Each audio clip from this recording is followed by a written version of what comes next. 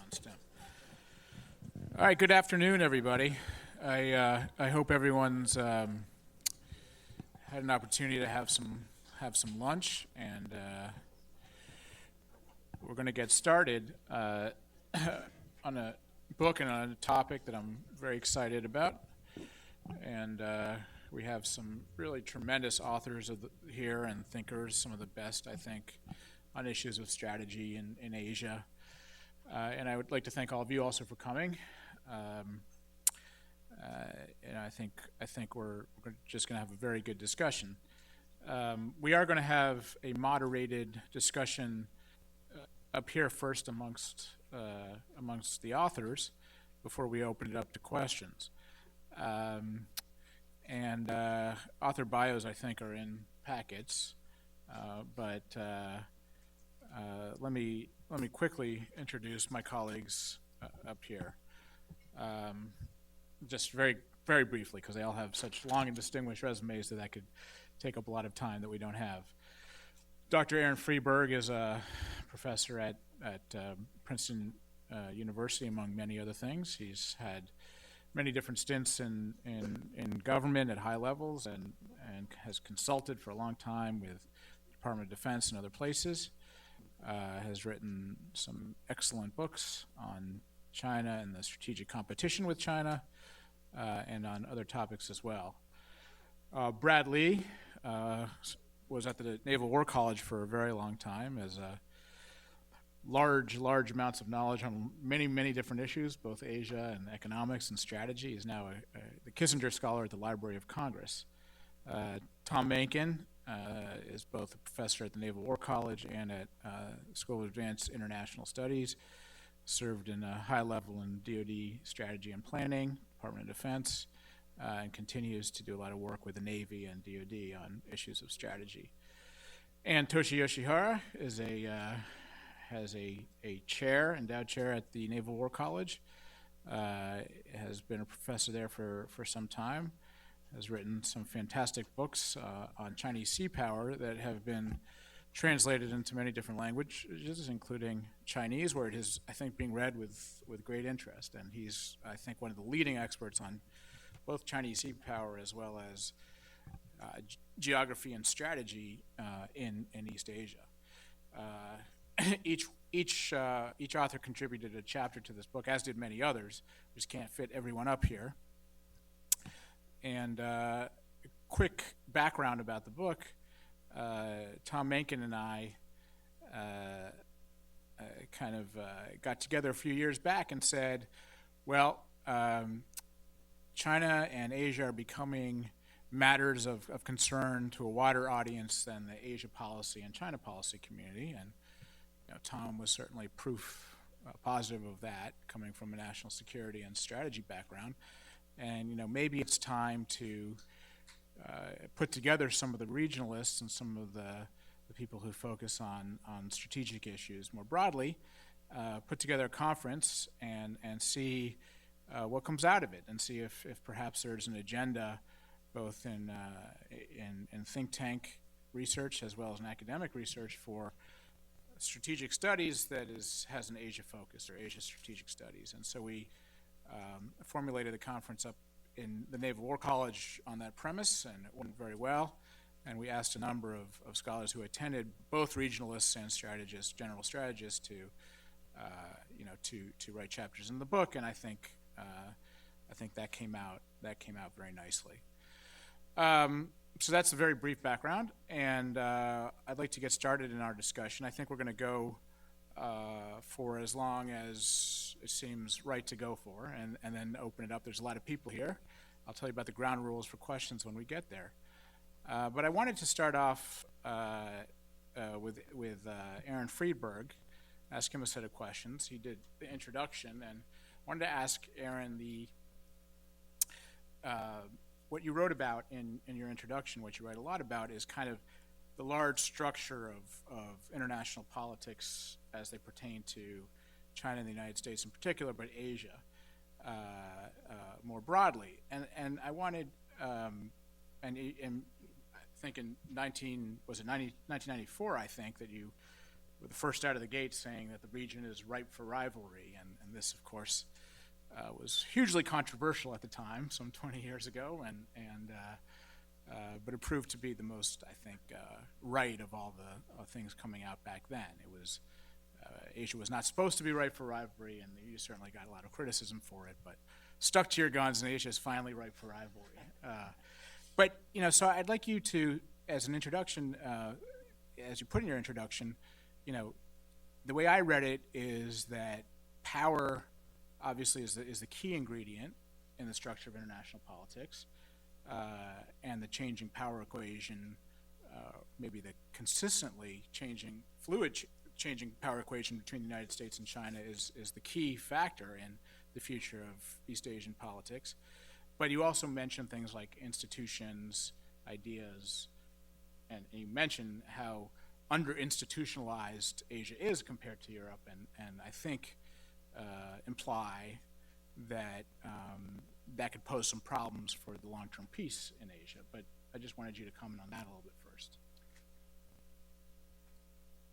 So you press this one here. All right. Well, thanks very much, Dan, and thanks for inviting me today. It's really a pleasure to be here. And thank you for remembering the 20th anniversary of my article. Not sure that anybody else does, but I appreciate it that you do. Just looking back, and I suppose this is related also to what I wrote in the book, the question of why it's important to study strategy in Asia, in a sense, is not controversial any longer. And it's more a question of what exactly to study and how to study it.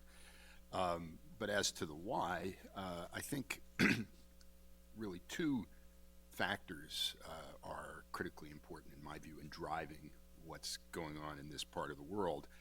The first you mentioned are the dynamics of power politics. Those are always with us, like it or not, and there are certain aspects of the situation that's emerging or has emerged over the last 20 years, which are very characteristic of situations historically where there has been intense rivalry. So situations in which you have a dominant power that's been dominant for a long time and a rapidly rising power closing the gap in capabilities with the dominant power have traditionally been those in which there has been mistrust and competition, if not always conflict. And that, I think, is a large part of what we see going on in Asia today. And a lot of the anxiety in the region, aside from the United States, on the part of countries like Japan, Vietnam, the Philippines, Australia, just about everybody else, has to do with the growth of Chinese power and the concerns over its implications. So power politics are extremely important today as thousands of years ago. The factors that have served to damp down the tendencies towards great power competition and conflict in other parts of the world, including economic interdependence and international institutions, were 20 years ago not nearly so developed in Asia as, for example, in Europe. I think over the last 20 years, those factors have become more pronounced and may serve as a brake on tendencies towards conflict in Asia as well. But there's another factor which I think remains extremely important and may in some respects be the one that's cause of most concern, and that is ideology, in particular nationalism. People used to say that Europe was post-nationalist. I don't think everybody believes that anymore. I don't think it was really true 20 years ago when people were saying it, but no one would claim that about Asia. And in fact, to the contrary, nationalism has emerged as a very powerful motivating force in the politics of many of the countries in the region, not least China, also Japan in certain respects. And ideology, ideas are useful to leaders as ways of mobilizing political support. They genuinely also shape the thinking of leaders, and sometimes they cause people to behave in ways that might appear to be, from a purely strategic perspective, counterproductive. So, just briefly, to give two examples of that, China's behavior towards Japan, I think, does not make sense from a strategic perspective. It would be much more prudent for China to try to woo Japan perhaps away from the United States over the long run. And maybe there was a chance for them to have done that a few years ago. But that possibility is now out the window. And I think Chinese policy towards Japan is driven in large part by nationalist sentiments. And similarly, it would make a lot of sense from a strategic perspective for Japan and Korea to cooperate more closely with one another, as with the United States, in order to maintain a balance of power that's favorable to their interests. But they're having a great deal of difficulty in doing that, and that too has a lot to do with nationalism. Thanks. Brad, you comment, one of Aaron's comments reminded me that you say in your chapter that Asia may be headed for a more peaceful outcome because, I don't mean to paraphrase, and please correct me if I read it wrong, but because of two things: economic interdependence and nuclear weapons. And so I wonder if you can expand a little bit on the economic interdependence, and particularly maybe react to this observation. China may be headed into a period of stagnation if it doesn't reform, and growing dependencies on the world economy, and the United States may well be headed in the other direction. Thanks, Dan. I appreciate, Dan and Tom, the opportunity to get to write about the dismal subject, and now again to talk about it. The dismal subject, of course, being economics. Are there any economists in the audience, by the way? Because a lot of what my piece does is to take technical economic writing and turn it into something that normal human beings have some shot of understanding. I really, for both the United States and China, look at two scenarios. And for China is that they will actually continue growing, not at the rate they've grown, but say at 6% per year GDP growth. But I also look at the scenario that's been much in the news in the last year or so of China could end up in a financial crisis, and our historical experience with financial crises shows that, for the most part, that when countries get into one of these things, it has economic spillover effects that last for a long time. And Japan, of course, is the most notable case of that from the 1990s on. The proposition in the piece I felt most uncertain about: suppose China did get in that situation and had a financial crisis that it lowered its rate of growth quite significantly for quite a long time. Would that make China more assertive or less assertive? And I lean slightly toward the less assertive side, but without a great deal of confidence in that proposition. Because the counterargument would be that the Chinese regime, this is conventional wisdom, rests on two pillars, now that the ideological thing's not as powerful, the Maoist ideological thing. One is nationalism, as Aaron pointed out, and the other is economic performance. If one of those pillars goes away, would not the regime double down on the nationalist pillar? The counterargument to that counterargument would be that this economic situation would put regime survival in such clear focus that I think the leadership might think about that above all, just trying to get out of the economic jam they had gotten into. But that's a very hard question to sort of figure out. As I say, I tilted on one side rather than the other, but with a great deal of doubt as to which the right side is. On the American side, there are two scenarios as well. One is the fiscal crunch scenario. We've been through a mini fiscal crunch, but we're getting out of it now. But the long-term projections in terms of spending on Medicare, medical expenditure more generally, Social Security, interest in the national debt, I give a projection in the piece that by the 2030s we could be spending 19% of GDP on just those items. I point out that it's rare in American history for government revenues as a percentage of GDP to go above 20%. And if that tradition continues, you have a real crunch here in the 20s and 30s. And I say it's that fiscal crunch and the impact it would have on the military, which would be the most likely thing to get the Americans to back away from interest in the East Asia region and in terms of support for our allies and partners in that region, which has been very long-standing. At the end of the piece, though, I point out, I go really big picture, and I say if you look at the economic history of the last 2 centuries plus, you see these waves of economic revolution. First industrial revolution, second industrial revolution, information revolution. All the waves so far have had a front end and they've had a back end. We have had the front end of the information revolution. I still think there's a back end to come. And I think the United States, which is the only country so far that stayed on the leading edge of these revolutions from one revolution to the next, the Brits weren't able to do it. I would imagine if there's a back end of the information revolution, the United States would still be at the leading edge of that. And that would lead me to believe very optimistic about the long-term rate of growth of the American economy, that it's going to get better perhaps in the 2020s and the 2030s. If it does get better, that fiscal crunch goes away.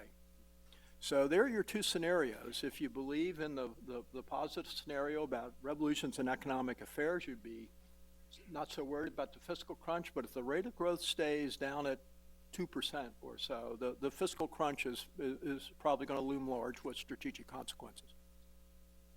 Thanks, and it's a very important point about leading edge of the production and innovative frontier that you made in terms of great power sustaining their power. And I think perhaps we've seen it in the United States in terms of the energy revolution and disruptive technology that we, again, somehow backed into a revolution in innovation.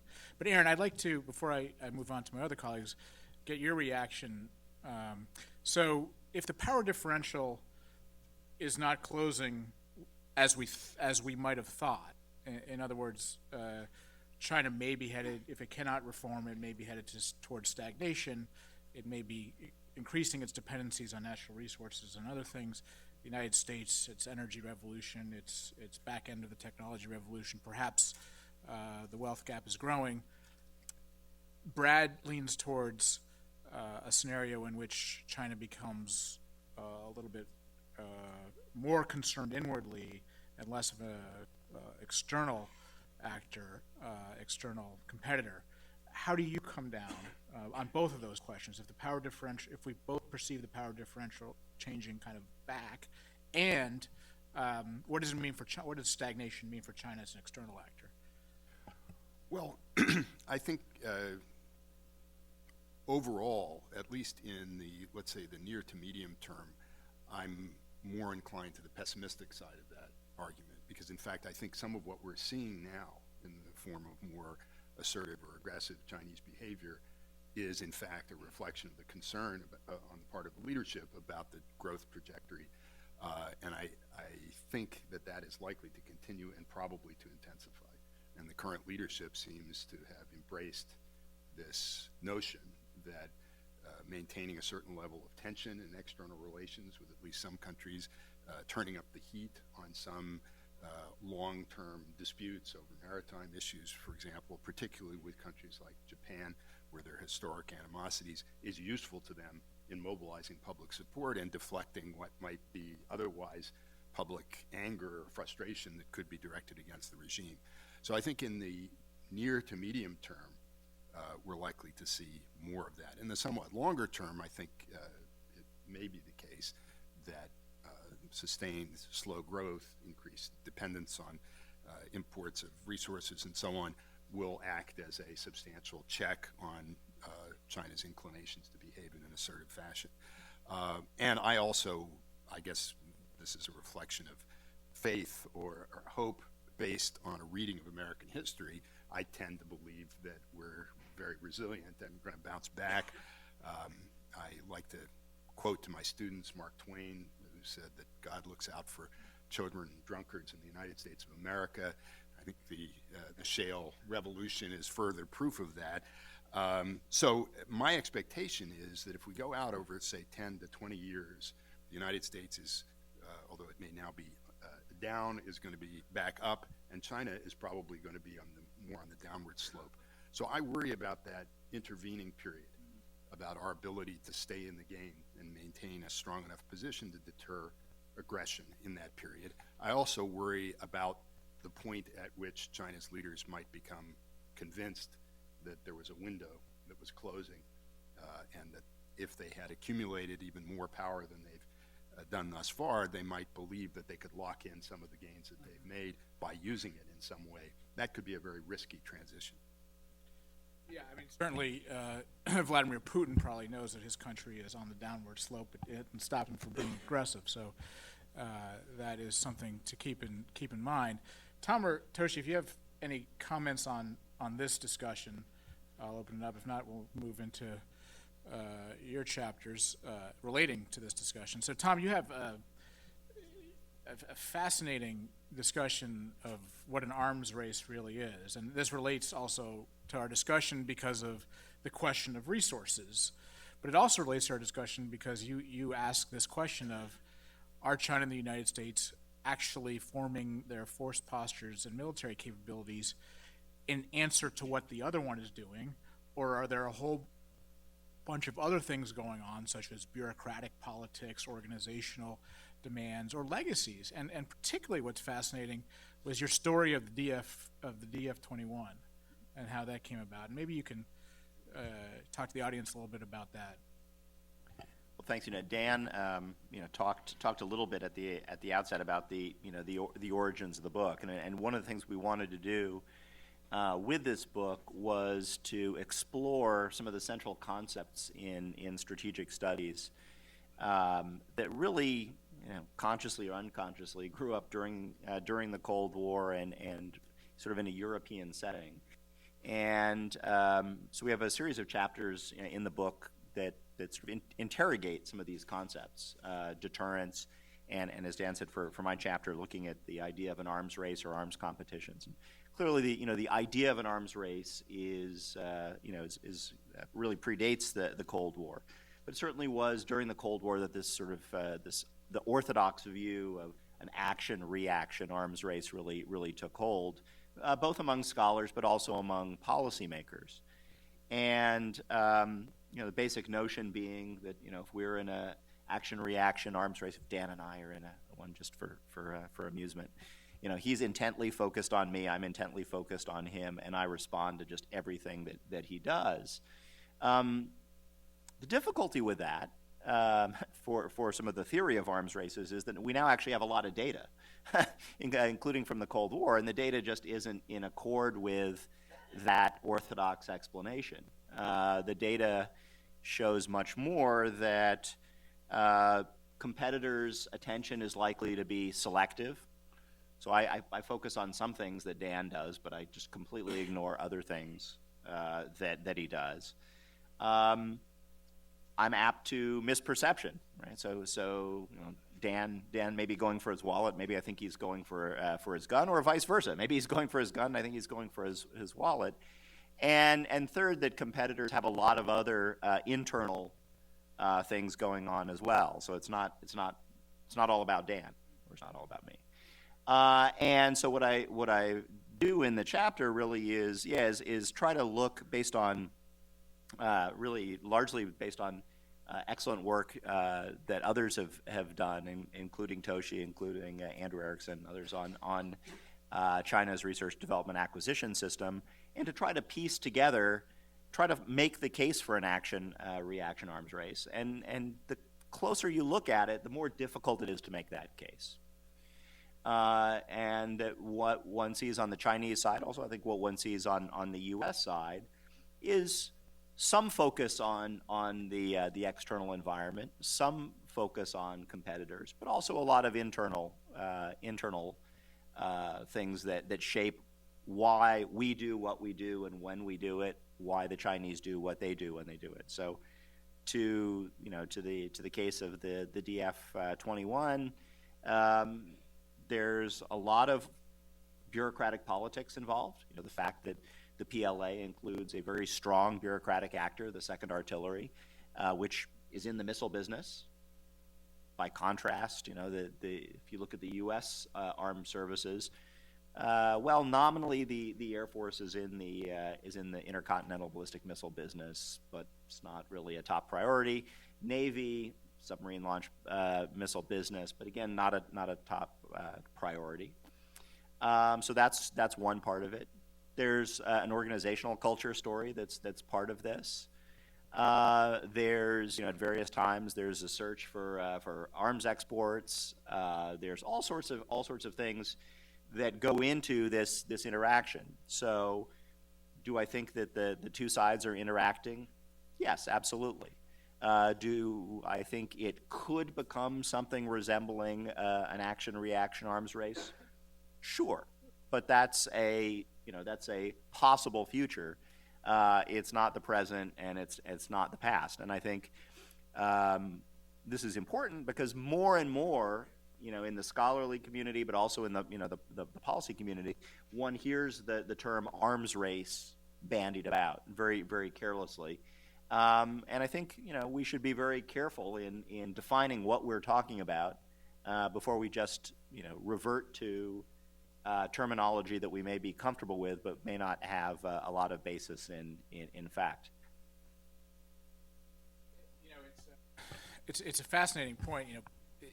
In the chapter, Tom talks about the DF-21, particularly the Delta variety and the SBM, however you want to call it, could very well be as much about the fact that China became very good and interested in building rockets and missiles during the Soviet era as it is about an actual threat that they perceive, and we don't know exactly what the mix is. So that's interesting. And then I'd like to get your comments on another observation about, okay, so the United States, the last few years, we've talked about competing in the military realm, but then in terms of action, we have had essentially defense budget cuts, a sequestration. I mean, we haven't acted like we're reacting to developments in China. And how would you frame that through the prism that you put out in the book? Yeah, again, I'll revert to a couple Cold War quotes because I think in a way they're apt. So you had Robert McNamara when he was Secretary of Defense saying, his formulation was, when we build, the Soviets build. When we don't build, the Soviets don't build. It was, Soviet. No. He said the Soviets don't build, and then Jim Schlesinger came along, subsequent Secretary of Defense, and his take on it was, when we build, they build. When we don't build, they build. And so I think that's right. So the orthodox view of an action-reaction arms race is two sides competing, and I think what we've seen much more is one side competing. Particularly with selected investments on ballistic missiles and certainly other areas as well, and the U.S. not really responding. So that's the other part of the story. You have action, but you don't have the reaction, or it's a sort of a delayed reaction, or sort of a muted reaction. And I think that's absolutely right. That you haven't seen the type of response on the U.S. side that you really would expect if you were truly in an action-reaction arms race. We don't see spiraling defense expenditures. We see an increase in defense expenditures on the Chinese side. We see a leveling off decrease on the U.S. side.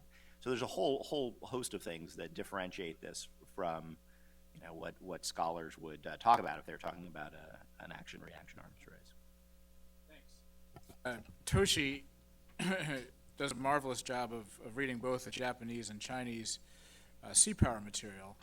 And one thing that really comes out is that as we've left out, except maybe at the Naval War College, the study of geography and geostrategy, the Chinese maritime strategists take it very, very seriously and refer back to a time when we did take it more seriously, when Dean Acheson and George MacArthur talked about defense perimeters and first island chains and how important that was in our own concept of defending forward in the Pacific. But can you comment a little bit about how Chinese maritime strategists now see this concept of the first island chain and what it means to them? Sure. Thanks, Dan. The chapter that I wrote makes a fairly simple point, and that is that geography matters. Now, for folks in this room, the notion that geography matters probably is pretty self-evident. But it's not necessarily self-evident, I think, writ large in the West, partly because the West thinks that it lives in a so-called postmodern world. And we have a lot of kind of woolly ideas about globalization and interdependence and about the information technology revolution that's transcended geography, that's made geography either irrelevant or at the very least an old-fashioned relic of the 19th century. But I make the point that geography, at least intellectually, remains alive and well in China and in other strategic communities in Asia.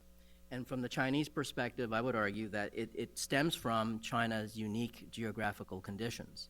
If the United States has been blessed, because of geography, China has in some ways not been so blessed. It labors under a geographical impediment, and that's the so-called First Island Chain that Dan mentioned. And that First Island Chain, of course, is a series of islands that stretches down from the Japanese islands through the Ryukyus, through Taiwan, down into the Philippines.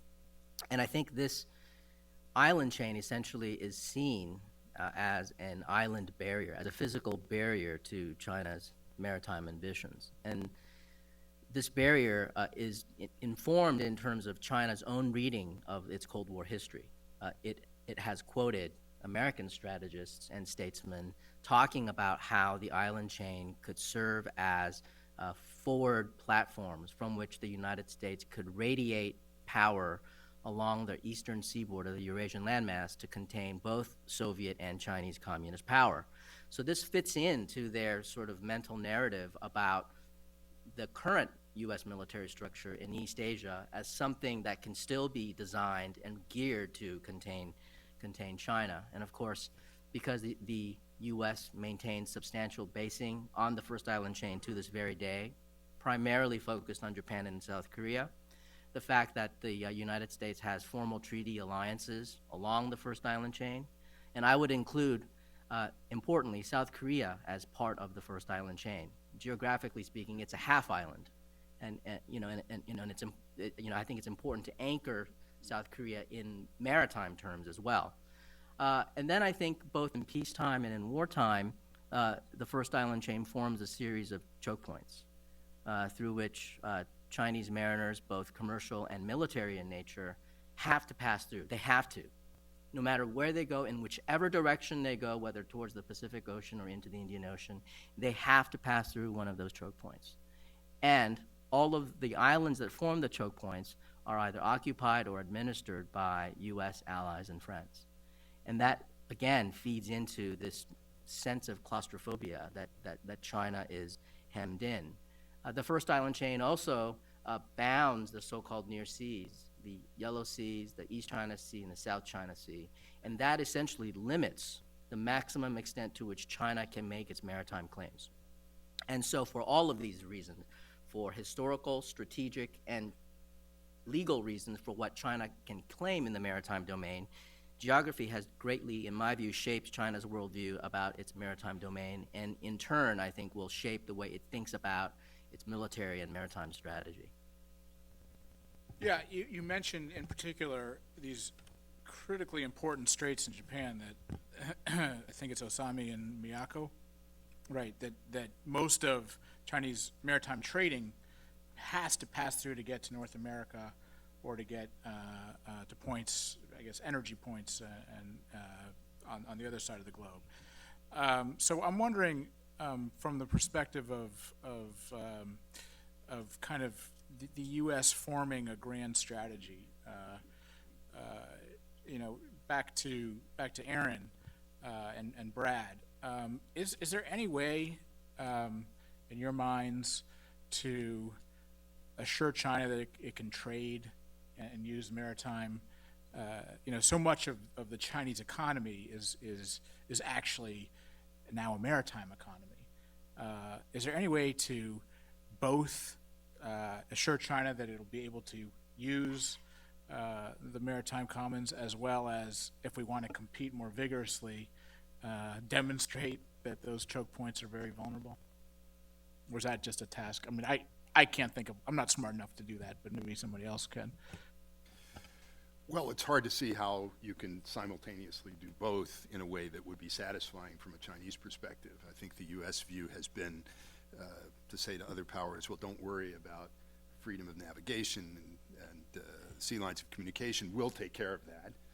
And most other countries in the world are perfectly happy to have us take care of that. China is not, for obvious reasons. It feels vulnerable and sees us as a military competitor and therefore isn't comfortable in that situation. And some of what they're doing seems to be designed to reduce their vulnerability, although it'll be very difficult for them to do, both for geographical reasons and technological reasons, that they're far behind in some of the areas where the United States dominates, particularly in undersea warfare and in some others.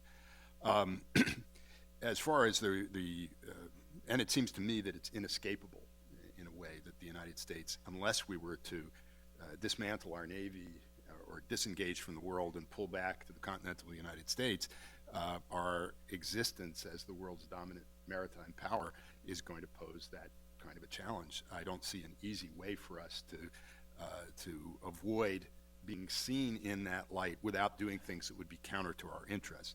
There are things that we can try to do, and I think there's been some effort to do this, whether it's confidence building measures, military to military dialogue, and so on, to try to reassure China's strategists about our intentions, but I'm very skeptical that those will have the desired effect. I think from a Chinese perspective, there is a threat, a challenge here that they will try to meet, that they feel they must meet in various ways, and that in turn is going to increase the anxiety and feelings of insecurity of other countries in the region, and also it's going to be seen in part as being directed at the United States.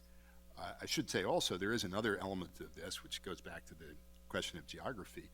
China is not only a maritime power but a continental power, and part of the solution from a Chinese perspective to this maritime vulnerability may be an attempt to greatly develop the transcontinental infrastructure of transportation and communication, the so-called New Silk Road, which Chinese experts and policymakers have been talking a great deal about in recent years, which I think has not received the attention it deserves in the United States and hasn't been taken as seriously as it should be taken. It seems to me it's motivated in part by these very strategic considerations and feelings of vulnerability.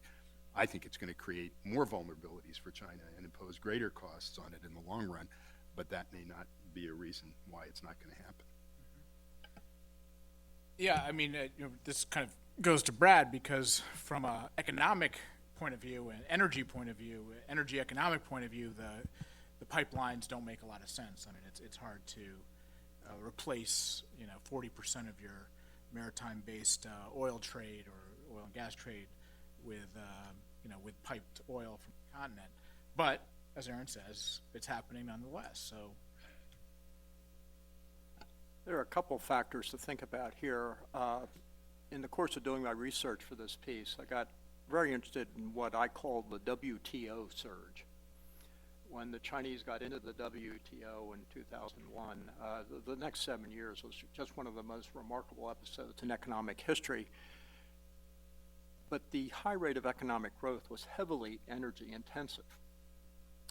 And the Xi reform program now is meant to sort of get China over time away from that, which would presumably lower somewhat the demand for energy. The world now is awash in the supply of energy, so that should be some relief in terms of anxiety to the Chinese. And of course, the relationship with Russia has become better than it has been in a very long time. I don't think there's anything, so there's some objective reasons why the Chinese might not be quite as paranoid about their energy situation as they were when they were talking about the Malacca Strait dilemma. However, on the other side of the coin, there's nothing that we can say or really do that will reassure them. And when you look at it from their point of view, and any time an international problem arises, our first response is to engage in some form of economic sanctions. So they see that pattern of behavior and see that it could be in some sense applied to them. And in addition, in the controversy over the air-sea battle concept, one of the main counter-arguments to that concept is this: we don't have to do that. We can do a blockade, perhaps distant and close, on China. They read that literature. And they know that a potential wartime strategy for the United States is economic warfare. Well, of course, once Russia's the big player there, a good relationship, a good energy relationship between China and Russia could very much undercut the effectiveness of a wartime blockade strategy. Just they tend to work very slowly in any event, and this one would work so slowly as to be basically ineffective. So I think from their point of view, they have reasons to be anxious. I think they overdo it. But I don't think there's a whole lot we can do that will reassure them. They simply don't trust what we say, and they suspect the worst of what we're likely to do in any given situation. And that's just the way things are. The whole notion of containment, I've done a lot of studying of containment in the Cold War. And in some sense, we are containing China in that we don't want China to use force to change the territorial status quo or gain control of sea lines of communication that should be open. So in that sense, there's certainly containment, obviously. But it's a very peculiar form of containment when you pave the way for the Chinese to enter the WTO, and by doing that, trigger the greatest surge of economic growth really in modern history, and certainly in modern Chinese history. I mean, we have paved their way to riches. Is that containment? We certainly didn't do that with the Soviet Union, and certainly not in the later Cold War when we attacked Soviet economic vulnerabilities quite effectively. So the containment theme in Chinese discourse always seems to me, it says more about the Chinese than it does really about us. I mean, I first is to basically agree with Aaron and Brad, to agree with what's been said, but also to ask, to pose the hypothetical, which is, okay, well, what would a modus vivendi look like? Is that even possible? And I think, part of the answer does have to do with geography. I mean, would a modus vivendi include the United States abrogating its alliance with Japan? Would it include abrogating our alliance with South Korea? Because short of that, I mean, it's hard to see, a China that really has the elbow room to expand in a maritime direction. I mean, Aaron's point, I think, is spot on too, which is China historically has been a continental power, and the other avenue for expansion is into the Eurasian continent, and I think that would be less of less concern to the United States, although eventually it might become a concern. And then on the economic side, I mean, I think my sense is the Chinese, we tend to have a positive sum view of trade. I think the Chinese tend to have a zero sum view. So as long as there's that asymmetry, I think there's likely to be some problems as well. Now, of course, if they adopt come to a positive sum view of trade, then okay, then maybe things could change. But very different views of international relations, international economic relations. I think friction's almost inevitable. Well, it as both Tom and Brad have pointed out, I mean, this is a classic dilemma for China, because on the one hand, it is very much a part of the international economy, the international financial system, and a very substantial maritime trading partner. But as Toshi well points out, there is deep concern over not so much the actual exchange in goods and services, but perhaps how they get there. And so that is a very peculiar type of containment, if it's a containment at all. But Toshi, you had some comment on this discussion. Yeah, if I could follow up on the conversation about China being traditionally a continental power, I think that's actually a very important discussion that's happening in China. Chinese strategists like to talk about how it's a hybrid land-sea power. And they've actually put in quite a bit of intellectual energy in reading the history of previous hybrid land-sea powers to draw lessons. And the lessons are pretty sobering. If you look at the quest of previous hybrid land-sea powers in achieving regional hegemony, even trying to reach regional hegemony, they've typically failed, whether it's Napoleonic France, Imperial Germany, Nazi Germany, and Soviet Union. I mean, these are all sort of very sad tales where they don't get what they need to do at sea. in China's case, China does certainly face a continental front and a maritime front, but they also recognize that this is really a very unique window of opportunity where its continental front is quiet, really arguably for the first time in its history. Because throughout its history, its traditional threat vector has been from the steppes of Central Asia since antiquity. And so there's this period in which its continental frontier has been relatively quiet. And this is what has afforded China the strategic space in which to develop aerospace maritime power in the maritime oceanic front. But I think the Chinese recognize that this isn't a window that will stay open forever, but at the same time that China needs to make careful choices. It constantly has to make trade-offs between the resources that it can devote to the land and devote to the sea. So in my view, with that in mind, I think that the United States and its allies can at least seek to sharpen some of those choices. Because right now, I think China is really acting in a resistance-free environment. But I think we can also make some choices that would sharpen those choices and make the Chinese make harder choices about how much resources it can devote into the maritime and continental domain. One of the fascinating things about international politics is the second and third order effects. China that became a maritime power has concerns about energy in the Gulf, is in the Gulf, is now facing probably jihadi terror coming back into Xinjiang, and now has focus on the continent. So I think the point about China's maybe unfavorable geography is a good one. But we are in Washington, and we don't only think about just what's happening today, we think about only what happened a minute ago. And you mentioned air-sea battle, and probably a lot of ears perked up. So let's try to put this in context a little bit. The first questions, for whoever wants to answer them, maybe Tom first, is, okay, so we put forth something we don't claim is a reaction to a changed operating environment in the East Asian littorals, but everybody knows is a reaction to the changed operating environment in the East Asian littorals. Are we seeing any kind of action-reaction cycle there, or how would you describe that? Sure. I mean, I think we are seeing some certainly interaction, and sort of, what I would say, we're sort of entering the third kind of phase of that interaction. So to go back several decades, the United States has enjoyed, at least since the end of the Cold War, a period of relatively unimpeded, relatively uncontested power projection. I think the epitome of that was the 1991 Gulf War and the lead up to it, where August 2nd, 1990, Saddam Hussein invades Kuwait.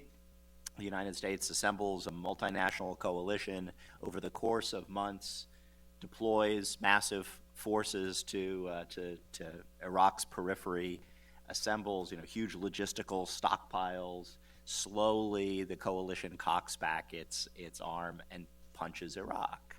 Others noticed. The Iraqis noticed too. But and so,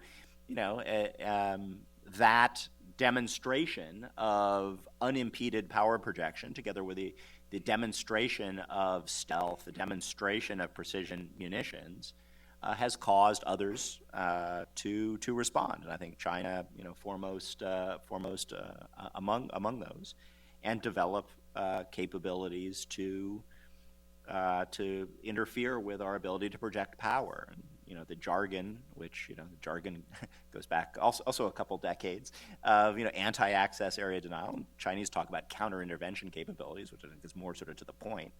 A280 is kind of clinical. What it is to counter the potential for U.S. intervention, and those capabilities are now growing.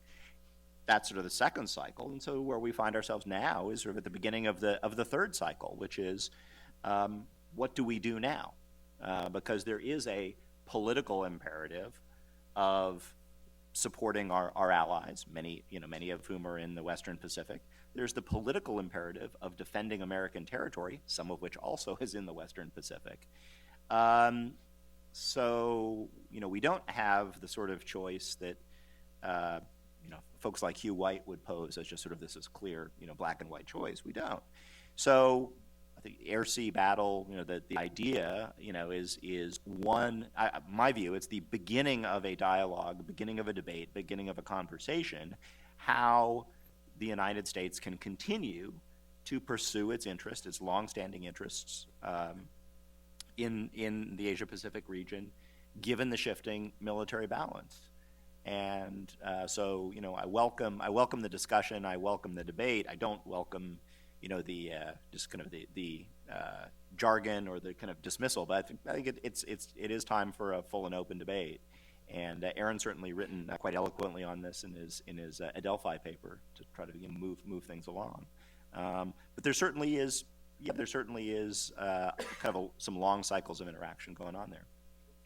Aaron in his monograph in a second, but Toshi, how are Chinese maritime strategists viewing this? Are they viewing this as a serious attempt by the United States to compete and to react and to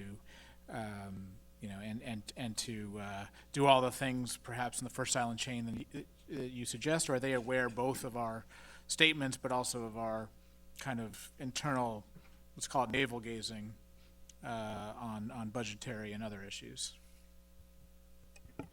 Yeah, I think they are paying attention to what we're saying and what we're doing. And I think this points to, one of the larger, almost structural asymmetry between China and the United States, and that is that China is constantly scrutinizing us. They're looking at us all the time. They see us as the benchmark by which they think about military modernization and strategy. As a regional power in which China has what it thinks it has stakes that it values more than the United States, it can focus on those regional issues with laser-like focus. Whereas the United States, of course, is a global power, has global responsibilities and interests, and has forces deployed all over the world. So I think in that sense, there's already a sort of a built-in asymmetry, and may in part explain the indirect action-reaction cycle where we may be lagging behind, primarily because the Chinese are really thinking about this every single day.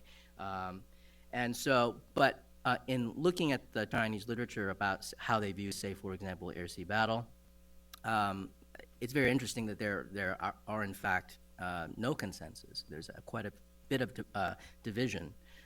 One is this definitely symbolizes U.S. return to Asia. And then there are those who say, we don't buy it because we just don't think that the United States can afford it, that some of those concepts are too ambitious, et cetera. And so I think there is an ongoing sort of debate about the debate itself amongst the Chinese. Yeah, a situation where our Chinese partners and friends and competitors say, you come, I'm going to simplify this quite a bit so that I can understand it, but they say, you come close and defend Taiwan or whatever it is, and we're going to sink your carriers, and we're going to destroy Kadena Air Base, and we're going to kill a lot of American soldiers and sailors and others. And where our response is kind of air-sea battle, you do that, and we're going to, bomb the mainland and take out all these targets and so on. Or we're going to blockade your sea lanes, and that's kind of our military debates right now. To the extent we're talking to each other, not just to ourselves. But Aaron, since you wrote Alternatives to Air-Sea Battle, I'd like to ask you about Alternatives to Air-Sea Battle. But perhaps both Brad and you can tie the military strategies to a view of a grand strategy for dealing with China's rise. Well, in the monograph that you're referring to, which is an Adelphi paper that came out over the summer, I was trying for myself to sort of situate us and this discussion and tracing the evolution of China's capabilities and then also the U.S. response to them. And a couple of points to note. One is, and Tom touched on this earlier, I would agree, by the way, with his characterization of the third cycle. We're now at the point where the question is, how are we going to respond to these increasingly mature capabilities, which I think it's increasingly widely recognized in at least parts of the U.S. military pose a serious challenge to to our ability to continue to project power into the Western Pacific under any circumstances. One point, and I elaborate on in the book, is that our response is belated.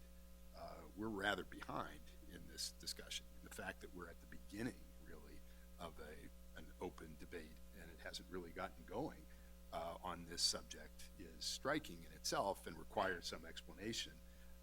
And I think it has to do with a whole variety of factors, but not least that we've been preoccupied, certainly since 9/11, with other problems in other parts of the world.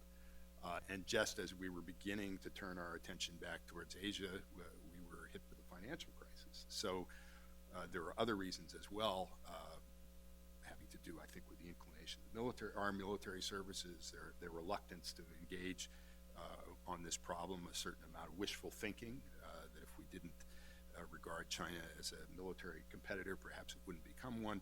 Those have fallen away bit by bit, and increasingly there is this recognition that we need to find some acceptable response. So we're behind, but we're trying to figure out how to respond. We're doing it, however, in a context of considerable fiscal constraint. I think that's the other overarching factor that's shaping this whole discussion now, which is going to last for a while. It's not going to last forever, but it is the dominant reality in every waking hour of senior management in the Pentagon, and where to cut and how much to cut and so on is what they're thinking about, not so much where to build and where to expand. And so that constrains the discussion somewhat. In the book, I talk about what I refer to, borrowing the term introduced by the British strategist Basil Little-Hart, distinguish between the direct and the indirect approaches to China's developing anti-access area denial capabilities. And the direct approach is air-sea battle, which is basically to say other people are targeting your forces and capabilities, and they're using various kinds of systems to do that. The way to respond, the sort of classic military way to respond, is to counter those capabilities by threatening to attack them. And that's really, in essence, what air-sea battle threatens to do, because doing so would involve attacks on the Chinese mainland. There are some people who believe that this is too risky and dangerous, and it's largely for that reason, I think, that there's been a search for alternatives, and those tend to fall into the category of indirect approaches, people trying to come up with ideas about how the United States and its allies could use their military capabilities to compel China to come to terms in a conflict on terms acceptable to us, and primarily through the use of maritime power. And most of those ideas fall into two subsidiary categories: the idea of a distant blockade that would focus on energy, and then this idea of offshore control or maritime denial that would seek to deny China the use of the waters immediately off its coast for any purpose. And all of these proposed strategies have strengths and weaknesses, costs and benefits. Probably what we're going to wind up doing is some mix of those. One other thing I would note, and this is just a new form of jargon, but now outgoing Secretary Hagel talked recently about the so-called third offset strategy, and there has been some interesting writing done on that by people at the Center for Strategic and Budgetary Assessments. And that, in my view, is a further elaboration of some of these concepts, but trying to think of ways, in particular through the exploitation of some American advantages in technology, that we could respond to China's increasing conventional precision strike capabilities by dispersing our forces, by relying more on undersea warfare, unmanned aerial vehicles, long-range strike capabilities, and so on. And I think that is probably going to be the focus of a lot of discussion going forward. But as I say, we're behind the game, and we're constrained in various ways, not least by the inadequacy of the resources that are available at the moment. The last thing I would say, though, and just to echo what Tom said, this discussion, I think, is inescapable. There is a tendency on the part of some people to think this is kind of old thinking. Why do we have to think about military conflict? But the fact is, our position in Asia rests on our alliances. Our alliances rest on security guarantees, and the essence of those security guarantees is a promise on the part of the United States to come to the aid of our friends and allies with military power if necessary, if they're coerced or attacked. And if we don't have a plausible story that we believe, that our allies believe, and presumably that potential enemies would believe about how we're going to do that, the basis of our position, the foundation of our position is eroding. Let me just first, but one thing that's striking to me, and I think a good development, in fact, and maybe I'm just twisted that way, but a lot of Chinese friends and interlocutors are now talking much more candidly about their own competitive strategies against us and a coercive diplomacy, and which is a big change, as we know, when China was hiding its capabilities. And at least now we can talk, I think. You know, you're doing this, we're doing that. But here's a question for all of you, and that is, you know, and I'm going to ask a little bit of a leading question, but when Dean Acheson, when Churchill, when others talked about building up positions of strength versus the Soviets, and again, we're not containing, it's, you know, all the caveats there, it's not the Soviet Union, but the point was then to start talking. What do we want to talk about? And Tom raised this question about modus vivendi. You know, what is a moderately middling good outcome if all goes right and we build situations of strength from our perspective? What kind of conversations, what did high diplomacy focus on with China?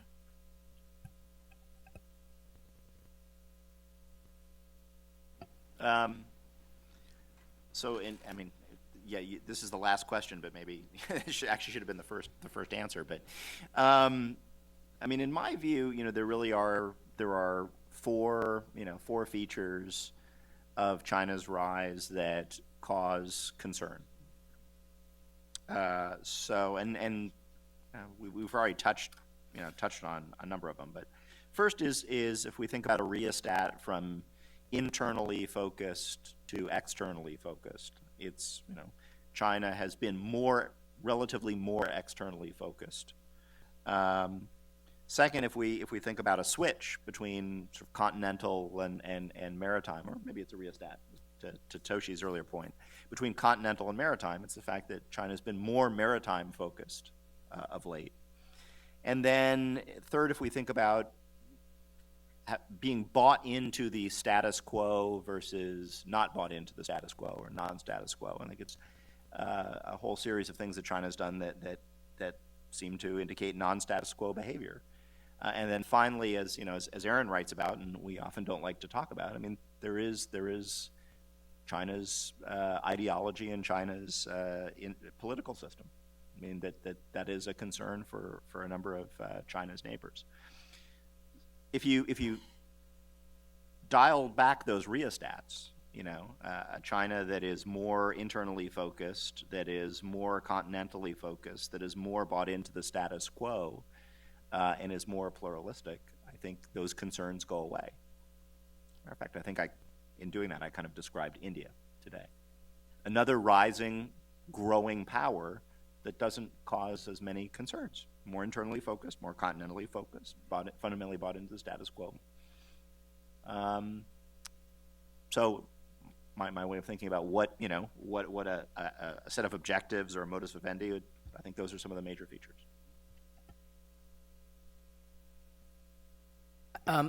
If I could focus more narrowly on sort of some of the military options that we might have, at least to set the basis for the relationship over the long term, and if we assume that we have the will and the resources to maintain the status quo, then I think there are some other options that we can use in conjunction with air-sea battle and those other alternatives that Aaron just talked about. And I think one is the deployment of local anti-Axis forces, whether by our allies or by the United States, that are designed to impose costs, and it's designed to prevent China from achieving its immediate military objectives, whatever they might be, whether it's over Taiwan or the Senkakus or something else, and to deny the hopes of a quick, decisive victory.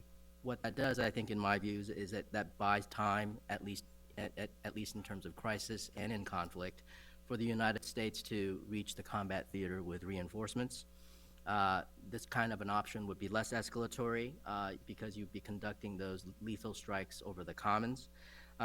And they will, in fact, geographically speaking, mostly happen on, near, or from the first island chain. And so in that sense, that means that those options would have to happen in conjunction with our allies. And I think that's a good thing, because I think that helps us reassure our allies. It should, in theory, shore up deterrence.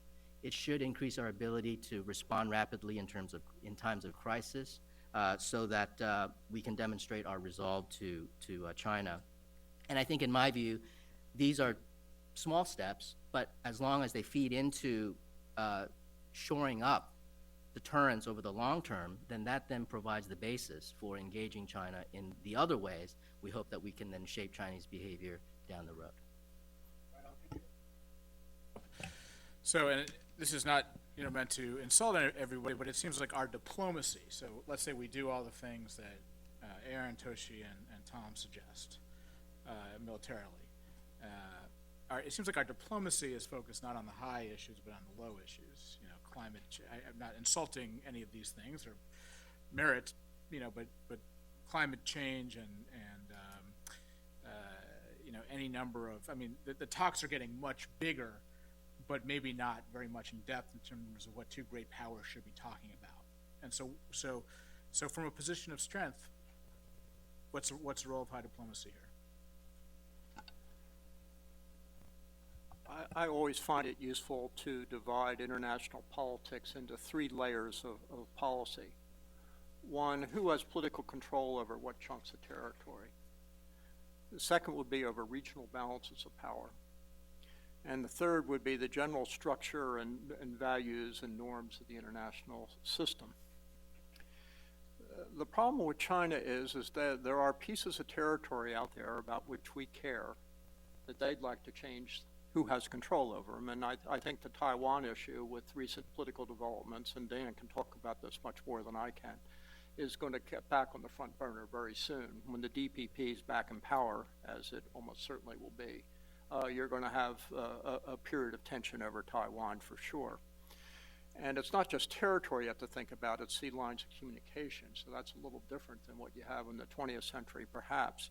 But they're sort of up for grabs either. It's very hard to finesse those sort of things at that level. At the regional level, it's clear, the Chinese have started talking more and more about, hey, these alliances are so Cold War. They're outdated. We have strategic partnerships. And their definition of a strategic partnership is rather loose, and I think this is all part of the new sort of great power relations they want. You get out of your alliances, and that would indeed change the whole regional balance of power. So I don't see what you can do at that level. At the international level, something that the Chinese care deeply about is more say over international economic institutions. I mean, let's face it, the climate stuff is nice to talk about, but the Chinese aren't going to do anything different than they're already doing. If they feel that it's in their interest to deal with their environmental problems, which are severe, they'll do it. Nothing we're going to say is going to change that. And it's really a waste of hot air to talk about that stuff with them, and the pun's intended.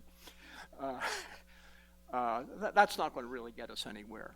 But the international economic institutions might. And it is true that in some of these institutions, the amount of power that different countries have doesn't represent their importance in the international economy. Now, this is sort of tough because it involves other allies of ours in other areas of the world who are not quite in the same economic state that they once were. And how do you sort of say to them, why don't you give up some power to the Chinese?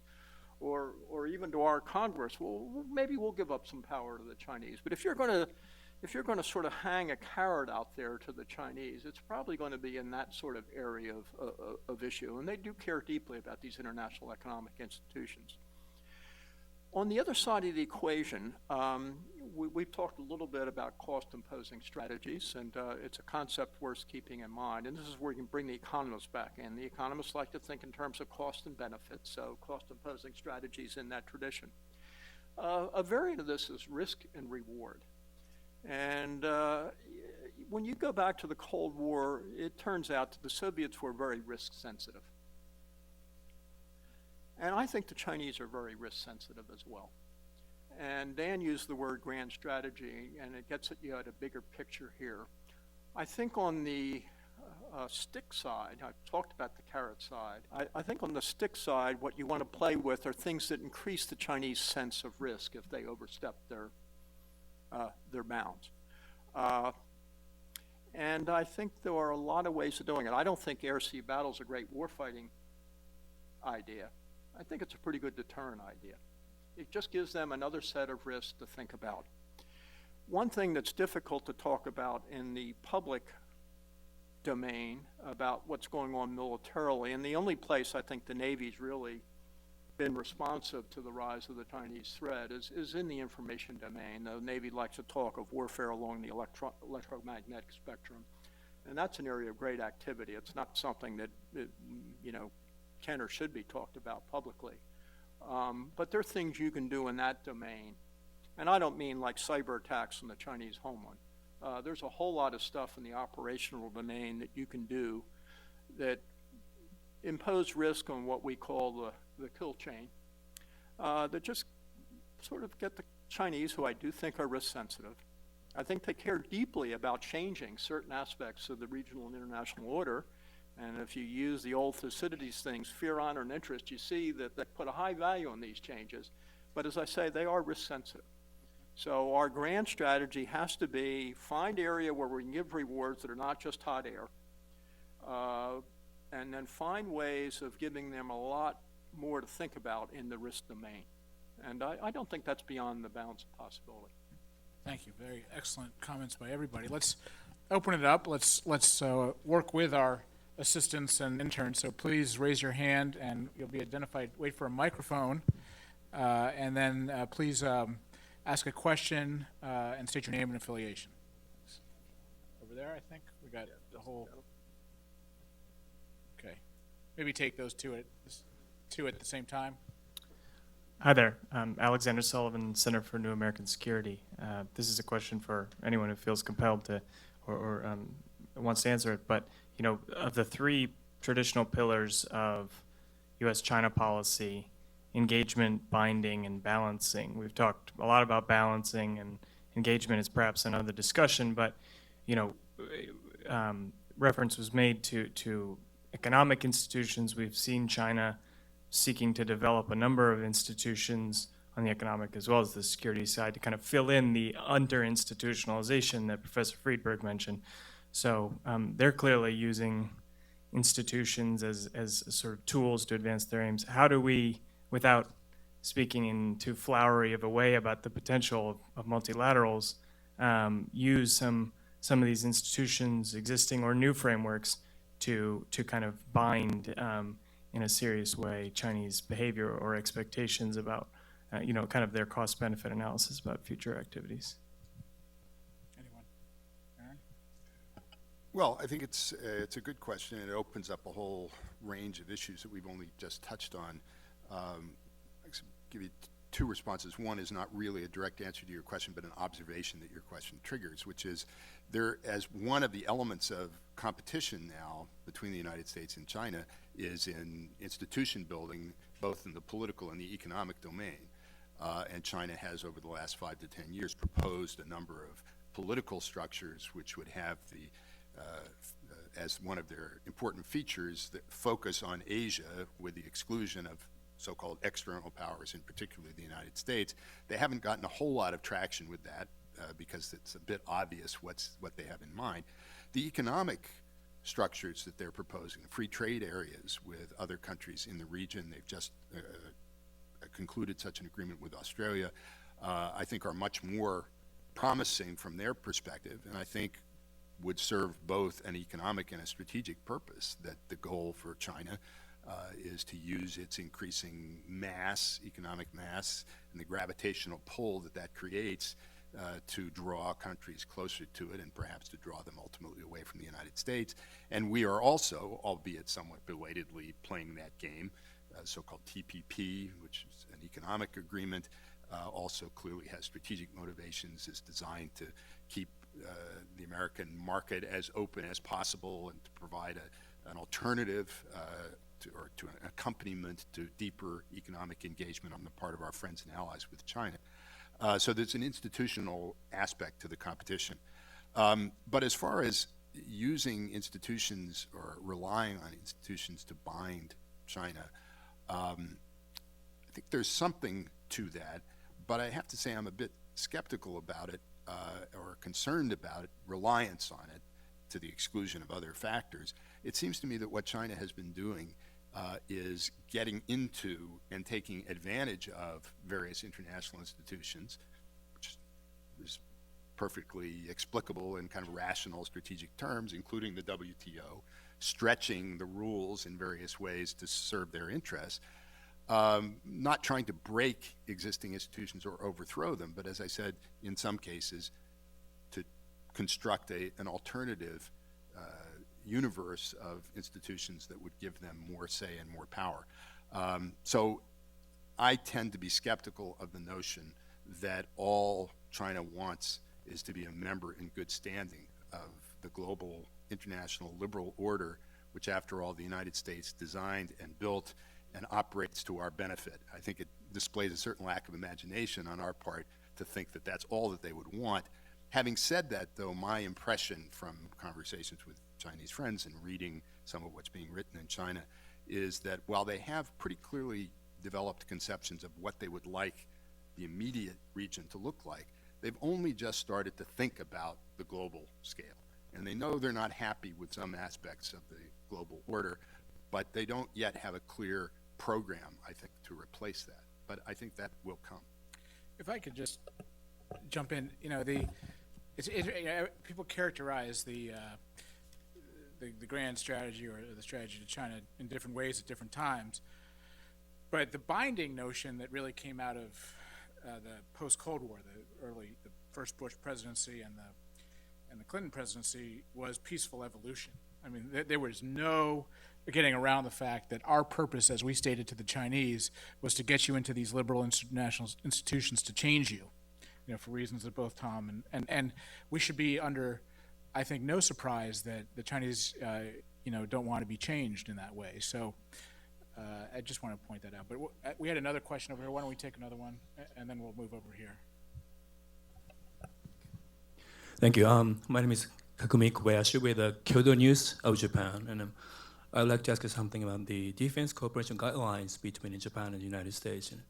And both governments announced a plan to finalize the review of the current guidelines by the end of this month, by the end of this year. And it's obvious they're missing the deadlines. And I'm wondering if you, any of you in the panel, could comment on how the China is regarding this delay of the bilateral work between Japan and the United States. They don't care about much about that, or could this delay potentially encourage China to take another action to test kind of the firmness of the Japan-US alliance? Thank you. Well, I guess, I'm the wrong person to ask the precise question that you asked, but let me answer another related question, which is, how should either folks in the United States or in Japan or elsewhere regard the delay? Well, I think they should regard it as the functioning of two democracies. I mean, I think, my deep impression is that, there's a delay not because there's any fundamental disagreement between two close allies, but rather because you have a political process running in Japan and you have a political process running in the United States. So at least, my view of it is that new guidelines will be signed. It's not a matter of whether they'll be signed. It's when they'll be signed, and I think certainly with the unfolding political process going on in Japan, I think that should strengthen the alliance, not weaken it. So just my impression.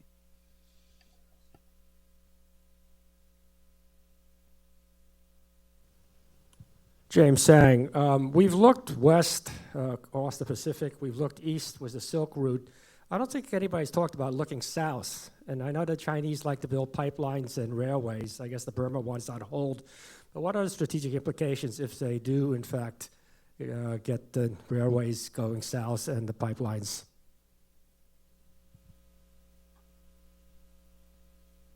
Well, in some respects, that's an aspect of this that is already fairly well advanced. And again, one of the arguments that's been made is that these have been motivated by a desire to bypass the Straits of Malacca in the various places that the Chinese have expressed interest in doing this, there are problems in terms of the local politics. I think the Chinese may have felt that they had Myanmar in their back pocket, but it turned out not to be so simple. Pakistan, a friend and ally of China, but a problematic and unstable place in many ways, perhaps not the best real estate through which to run pipelines or to rely on for transit and communication. But China clearly sees the Indian Ocean region and Southeast Asia and then South Asia as extremely important, in part for these reasons that we were discussing earlier, because of maritime security and sea lines of communication. To the extent that China continues to rely on oil and other resources transported by sea, the great majority of it is going to transit across the Indian Ocean and then through these narrow straits. But the narrow straits aren't the only problem from a perspective of a Chinese planner. Indian power and Indian naval power is increasing, and India too sees China as a potential strategic competitor. So that's perhaps not a complete answer to your question, but I think this is an important dimension of what's going on, and it's already well underway. It's also, this is where we get divergences that AI was born to address between economists and security people, because the economists will say, have at it, be my guest, waste your money on pipelines and rails and all that, you know, and the security people will say, no, there's influence that we need in Burma, there's competition with India and all the rest of it. And so, you know, because we're not in a pure containment strategy versus China, that's why these things have to be washed through. We had a question over here and then over here.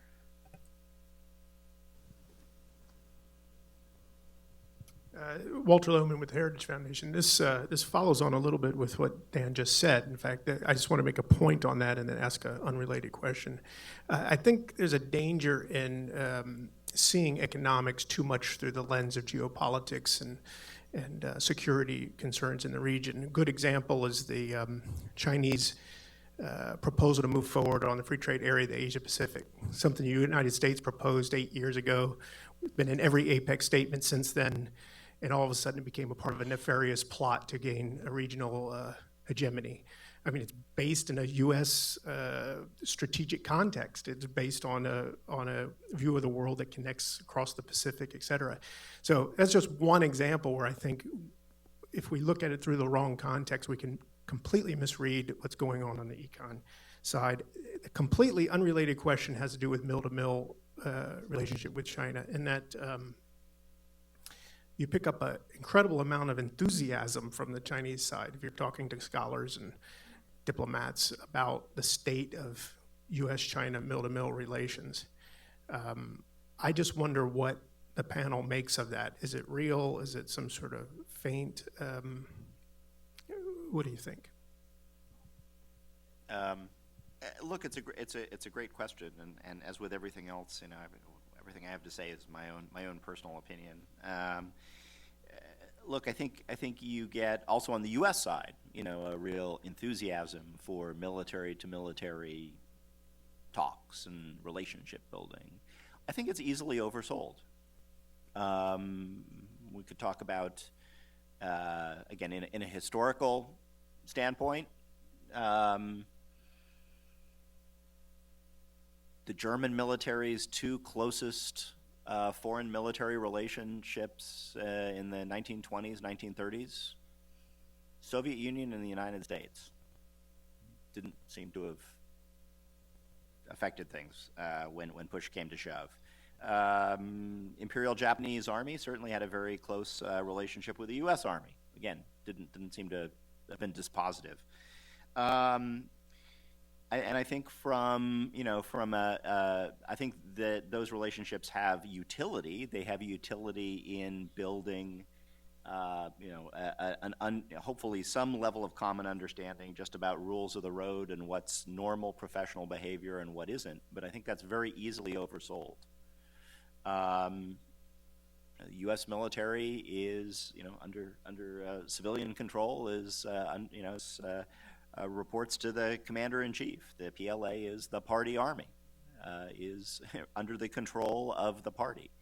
So so the thought that any sort of military to military relationship can really go on outside of that overall political context, I just think is naive. And if you don't, if that's not enough, I mean, look at the way that relationship has been held hostage on the Chinese side, the way there's been interruptions with it on the American side. So I'm not opposed to it. I do think we tend to burn a lot of calories on it, maybe more calories than we should. If I just wanted to kind of restate some of those things, it's that, some of these mill-to-mill things might help to manage maybe perhaps the increased frequency of encounters at sea and in the air. But, the Navy, whether in the U.S. context or in the Chinese context, are instruments of national policy. And so I think, as long as the underlying differences in strategic interest remain, I think we should sort of keep low our expectations about what the mill-to-mill will do to those interests. I think, it's the interest that will drive the behavior rather than the other way around.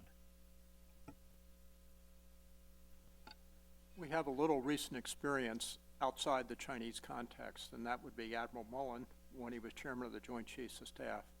He invested enormous amounts of his time and effort into developing a relationship with General Kayani, Pakistani Chief of General Staff. And in the end, it was totally futile. And, as he was, going into retirement, he finally sort of, let his feelings out about how frustrated he was about what had happened. Admiral Greenert, the current CNO, has equally invested a tremendous amount of effort into developing a relationship with Wu Chengli. And I don't know Wu Chengli. I've seen him fairly up close. And he's not the kindliest, huggable-looking guy I've ever seen. Let's just put it that way. Admiral Greenert, when he has opportunity to talk about bigger issues about China, prefers to talk instead about how can I get to Wu Chengli. I think that's a misguided use of scarce time and effort. Yeah, I just wanted to highlight this point. My own view of this is that these can be useful, perhaps at the margins. I do think there is a tendency on the U.S. side to invest too much importance in these. This may reflect our kind of liberal culture and belief that transparency and open communication resolves fundamental differences. But it's my impression also that enormous amounts of top management attention in the Defense Department and the Navy are consumed with planning for, arranging for, trying to get the next military-to-military dialogue. I have a colleague who's a relatively high position in part of the U.S. government, and I talked to him a little while ago and said, surely you're thinking about air-sea battle and the debate over U.S. military strategy. No. We're in one meeting after another planning for the next military-to-military dialogue. I think that's a real problem. To make the very controversial observation, not as an amateur historian, that the purpose of mill-to-mill with adversaries is for the two to gain intelligence upon each other. So let's take one more question. We had some, over here. Sorry, right here was waiting for a while, and then you can take the rest offline.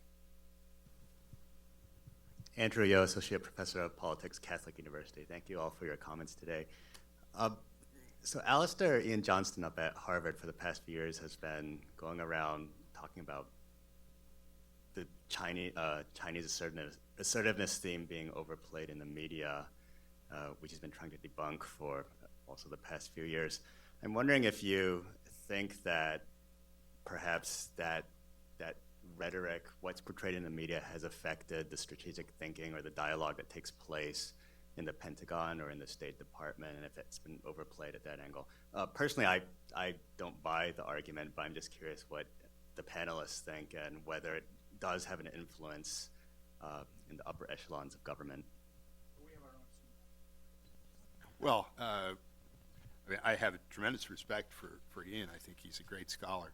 I think he's fundamentally wrong on this. And if you read carefully what he's written, because of his honesty as a scholar, he presents evidence that impeaches his own case.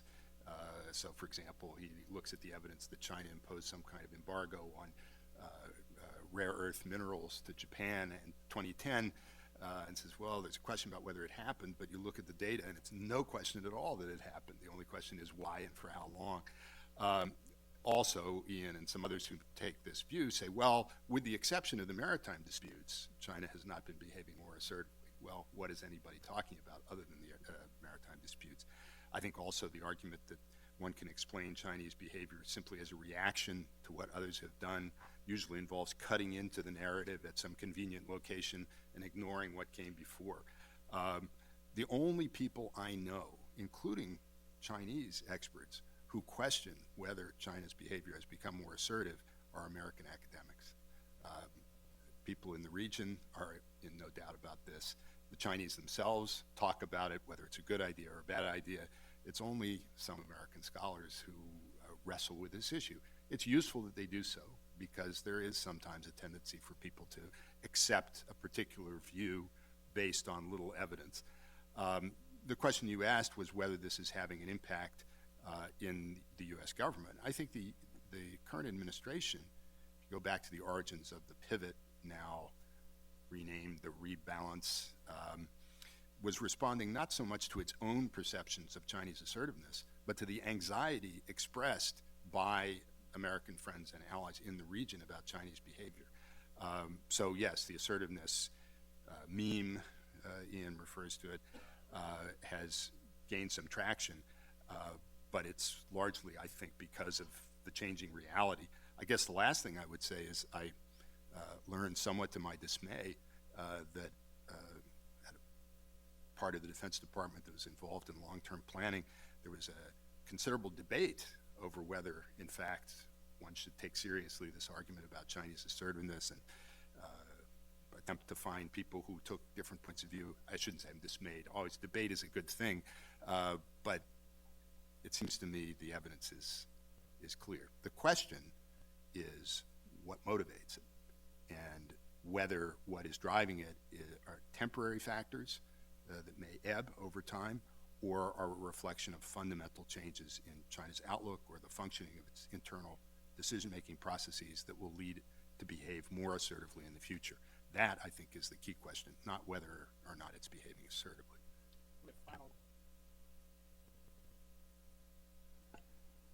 Aaron just made the point I was going to make. Ian actually was a student of mine when I was a professor at Harvard, so I won't comment on his recent work. Just to say I prefer his earlier work more than I do the recent work. But in any case, I think the key question is, and a colleague of Aaron's has just made this case for Putin as well. There is a hypothesis out there that both the Chinese and, according to Harold James, the Russians saw the United States go into this economic financial tailspin in 2008 and said, speaking of opening windows, this is an opportunity for us to take advantage of. As someone who for many years taught strategy, that appeals to me because that's what strategists are supposed to do. They're supposed to assess the situation. When it changes, you change your strategy. But we know that the Chinese government and the Chinese themselves say, boy, there's so many more players involved in the policy process now. The system has gotten, full of bureaucratic jostling and factional jostling and all sorts of jostling. Is this system actually capable of coherent changes of that sort? I don't know the answer to that. You can make a good story for the 2008 sort of triggering this, and I think Harold's story could be amplified for Putin, and certainly the story's out there for China. Or is this just a tugging and hauling of a fairly chaotic political system, and we see what it produces, we don't see what's going on behind the scenes that produces that behavior? I wouldn't want to rule out either explanation, but as a former professor of strategy, I'm more inclined to think the former than the latter, but I could well be wrong. Yeah, talking about sort of the cutoff date as to when Chinese assertive behavior began, I think maybe it's better to look at their assertive policies that have been put in place and set forth long before the assertive behavior. I think that's probably more important than the recent increases in the incidents, say, in the East and South China Sea.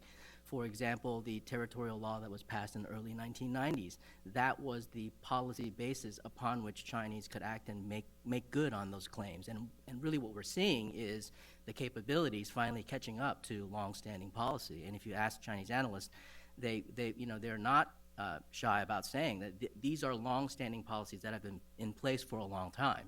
And so nobody should be surprised that we're now enforcing those claims.